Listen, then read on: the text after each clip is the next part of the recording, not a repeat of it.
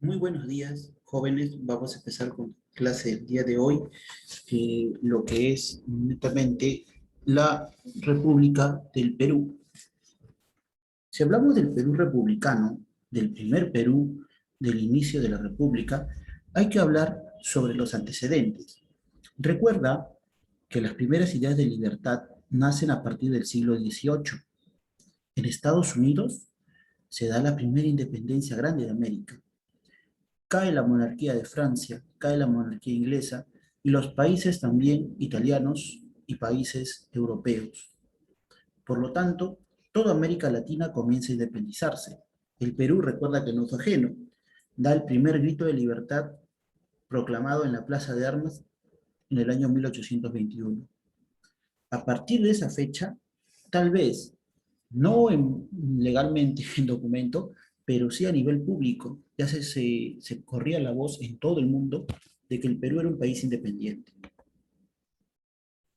Pero hablemos de la sociedad que había en esa época, porque lo que nos importa es saber cómo se formó o cómo estaba basada la gente de aquella época, esa nueva población libre, entre comillas.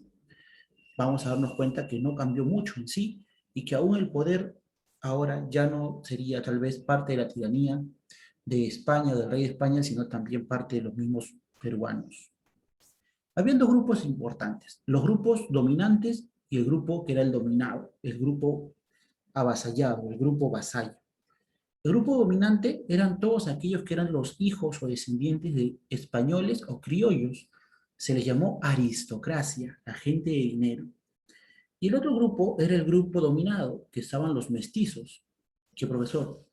Pero grandes de ellos eran comerciantes, como Tupac Amaru. Claro que sí, pero aún así dependían de los criollos, que estaban con el poder en ese entonces, los indígenas y los esclavos. Si hablamos del grupo de la aristocracia, eran mayormente los grandes comerciantes, los que ahora comercializaban en vez de España con otros países, los que llevaban los productos del Perú y del Perú traían productos. También los nobles, descendientes hijos de virreyes o de duques o marqueses. Ellos, como nuevos miembros del poder que San Martín les dio, porque recuerda que San Martín les encargó que ustedes ocúpense de su país, hicieron una nueva economía, la economía del siglo XIX, y comenzaron a dar el comercio de dos principales productos, el guano de las islas, que son las heces de las palomas que se usaba para el aspecto industrial, y el salitre, que se usaba también para las máquinas y el comercio. No obstante, a pesar de que ya no había realeza, ellos seguían llamándose la clase superior y tenían unos privilegios hasta en la educación. Luego venía el grupo de los mestizos, quienes vivían mayormente en la costa y se dedicaban a la gran agricultura, eran los ganaderos de la época. También los artistas, muy buenos y oficio, como zapatero, como sastre, ¿no? Mayormente comenzaron a ser también la fuerza importante del país. Como en la actualidad, la clase media es la que mueve prácticamente la economía de los más poderosos, por así decirlo. Ellos fueron los clientes de las empresas que ponían los aristócratas. Luego venía el grupo C, el grupo de los indios, que todavía seguían como esclavos al servicio. San Martín mandó en su proclama de independencia que todo aquel que naciera a partir del 28 de julio de 1821 y sea indígena iba a ser libre.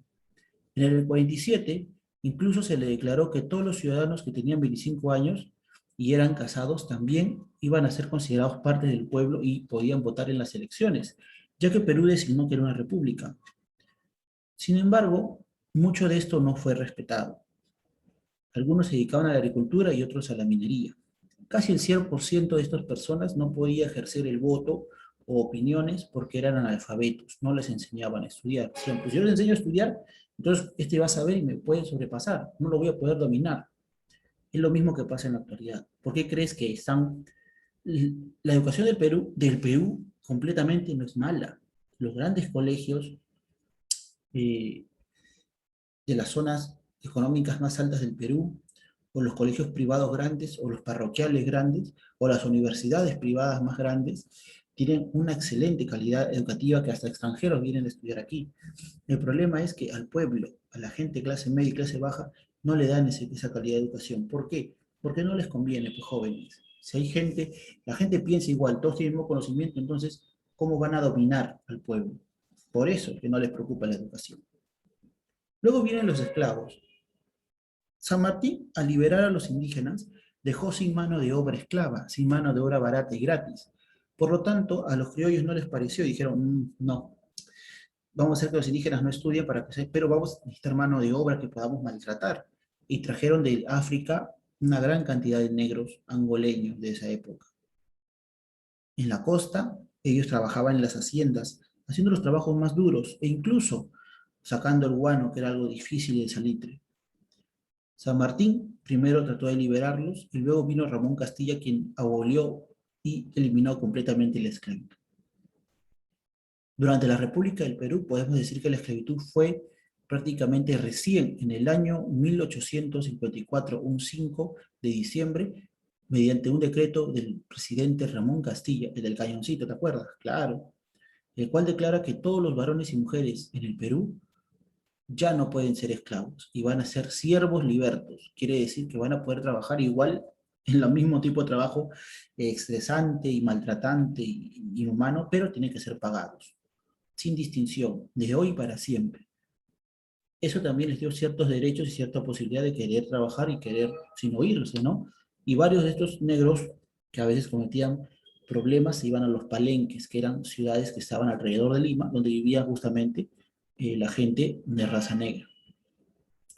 Durante la República también tenemos que dar cuenta que inició un proceso muy importante, que fue la inmigración. Al no tener trabajadores y liberar esclavos, faltaban trabajar justamente lo que eran los cultivos de caña y azúcar y algodón en los valles de la costa, que era un trabajo sofocante por el calor. Así, también la explotación del guano hicieron justamente que vinieran otros pobladores como europeos, incluso la llegada de los descendientes chinos, los primeros pobladores chinos al Perú. La irrigación, la construcción de puertos y sobre todo la construcción de ferrocarriles demandaba mano de obra fuerte. Varios negros vinieron más todavía al Perú del África para trabajar y tener tal vez algo que ganar, algo que comerse y que llevarse a la boca, al igual que los chinos que querían ser libres. Durante este periodo, recordemos que los gobiernos que estuvieron presentes, porque estamos haciendo una pequeña introducción a lo que es república, y hablar de república es hablar de la sociedad de las personas, estaba el caudillismo. ¿Qué era el caudillismo? El gobierno y los militares. Empezó la reconstrucción y directamente el militarismo. La única diferencia fue que en el caudillismo entraba un presidente por otro mediante la guerra. Venía uno con su ejército y lo votaba. La reconstrucción nacional comenzó a tener a los primeros civiles, primeras personas que no eran militares que gobernaban el país, pero manejaron mal el dinero. Y luego el militarismo, que quiere decir que los militares iban de nuevo a gobernar. Profesor, pero si eran militares, sería caudillismo. No, el militarismo eran militares, pero eran elegidos por el pueblo. Ah, militares, armas, claro. Y luego lo que actualmente nosotros conocemos como el Perú contemporáneo, el Perú demócrata que nació a partir de los años 80 hacia adelante. Durante todas estas etapas siempre ha habido desigualdad social. Eso no ha variado y dudo mucho que varíe, ya que las igualdades no se dan para todos. Esto no se ha podido superar hasta nuestros días. En el Perú de ahora, desde el año 80, nuestro país ha pasado por diferentes fenómenos sociales. Por ejemplo, el terrorismo, la batalla armada por un grupo subversivo, un grupo que no le parecía al gobierno y todo quería eliminarlo mediante el arma. La migración, vinieron ya no solamente eh, esas razas o esas castas que vienen, sino que vinieron diferentes pobladores, chilenos, ecuatorianos, colombianos, venezolanos, extranjeros también. Así, el Perú es una mezcla también de diferentes factores sociales. Y al crear brechas, al crear diferencias en lo social, hace que también aumente mucho lo que es el trabajo ilegal y la delincuencia. La migración se ha hecho también parte de nuestro país por la falta de apoyo y la falta de desigualdad en las zonas. Si tú crees que tu barrio que está arriba en el cerro, profesor, tiene mala educación, problema de la señal, imagínate esa gente que vive en provincia, que no tiene señal, que vive en sus campos, y los niños que no saben leer ni escribir, que ni siquiera saben el tema que estás haciendo tú. Imagínate a esas personas.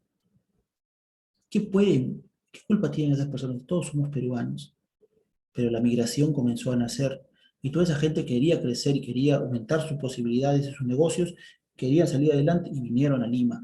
Y Lima se ha sobrepoblado. Se llama la migración, ahí está la imagen. Después, la pobreza, falta de trabajo, falta de empleo, falta de oportunidades y abuso también de muchas clases sociales altas causa la pobreza del pueblo. La delincuencia, la forma más fácil de ganar dinero. Esa es justamente la gente que no le gusta trabajar. Y el terrorismo que azotó mucho el Perú, que ha sido interrumpido en el año 2000, fue prácticamente mitigado. Quedan algunos rezagos del terrorismo en la parte de la selva. Nuestro Perú de ahora podemos dar visión que hay clases altas, claro que sí. Hay actividades rentables, como los trabajos y los negocios. Hay gente asalariada, hay gente que es formal que recibe su sueldo, con todos los beneficios de ley. Algunos complicados, pero recibe. Nuevas ocupaciones masivas, hay gente que trabaja en varios lugares. La supervivencia ha aumentado, la pobreza disminuyó un poco, pero igual sigue siendo crítica, ya que esa gente tal vez no tiene nada ni dónde quedar muerta. Todavía hay gente en la calle deambulando, ¿no? La pobreza extrema. Si vemos así, en esta caricatura dice, nosotros os gobernamos, el zar, el gobierno. Luego viene la iglesia, mayormente. Nosotros los atentamos, dice. El ejército, nosotros los disparamos. La burguesía, nosotros comemos gracias a ustedes. Y al final la clase trabajadora. Esta caricatura es del país de Rusia, representando justamente cómo era el gobierno, y el Perú no está tan alejado que digamos de eso, porque la clase trabajadora tal vez es la que le da el funcionamiento a los comerciantes, a los grandes comerciantes y familias poderosas, pero es importante ir superándose día a día.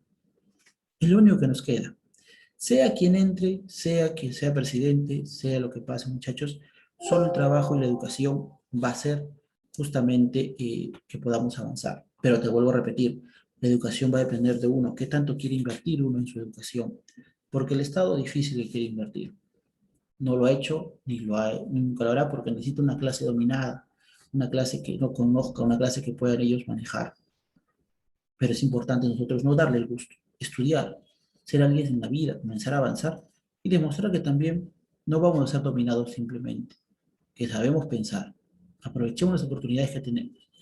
Muy bien, chicos, vamos a compartir mejor estas ideas el día, en un par de horas en el Zoom. No te olvides, cuídate. Buenos días.